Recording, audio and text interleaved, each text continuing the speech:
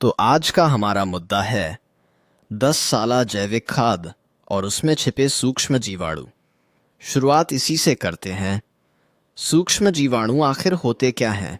बिल्कुल, सूक्ष्म जीवाणु यानी ऐसे सूक्ष्म जीव जो नंगी आंखों से नहीं दिखते, लेकिन मिट्टी के लिए किसी सुपर हीरो से कम नहीं होते। इनका काम होता है मिट्टी को पोषक बनाना, फसल को ताकतवर बनाना। सही पकड़ा। जैसे राइजोबियम, ये दालों की जड़ों में रहता है और नाइट्रोजन फिक्स करता है, मतलब हवा से नाइट्रोजन खींच के पौधे को खिलाता है। और एजोटोबैक्टर भी कुछ कम नहीं है। ये किसी भी फसल के साथ काम कर सकता है और नाइट्रोजन को फिक्स करके उसे जमीन के लिए उपलब्ध कराता है। पीएसबी को कैसे भूल सकते हैं?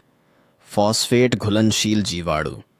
ये फॉस्फेट को ऐसा घोलते हैं जैसे गर्म पानी में चीनी, और फिर पौधों को स्वादिष्ट पोषण मिलता है। मजेदार बात यह है कि 10 साला खाद में ऐसे करीब 100 अलग अलग जीवाणु होते हैं। मतलब एक तरह से ये एक जैविक आर्मी है जो मिट्टी को फिर से जिंदा करती है।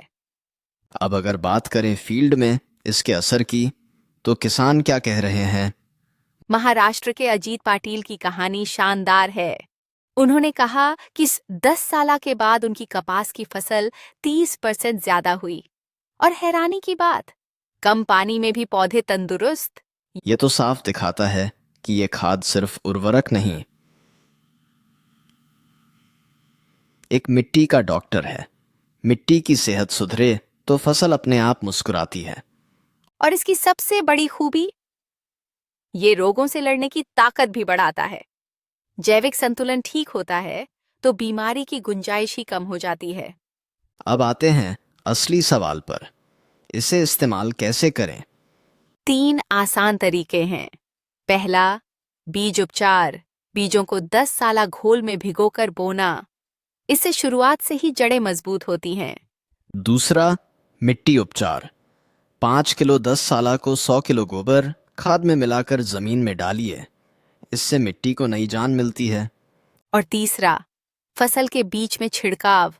500 ग्राम 10 साला को 200 लीटर पानी में घोलकर पत्तों और जड़ों पर छिड़कें। लेकिन एक सावधानी जरूरी है, इसे रासायनिक कीटनाशकों के साथ बिल्कुल न मिलाएं। ये जिंदा खाद है, इसे जहर से बचाना जरूरी है। बिल्कुल। सोचिए, आपने एक छोटा सा जीवाणु मार दिया तो वह पूरा जैविक संतुलन बिगड़ सकता है। तो ध्यान से इस्तेमाल करें। तो कुल मिलाकर 10 साला सिर्फ खाद नहीं, ये जमीन का रक्षक है, किसानों का भरोसा है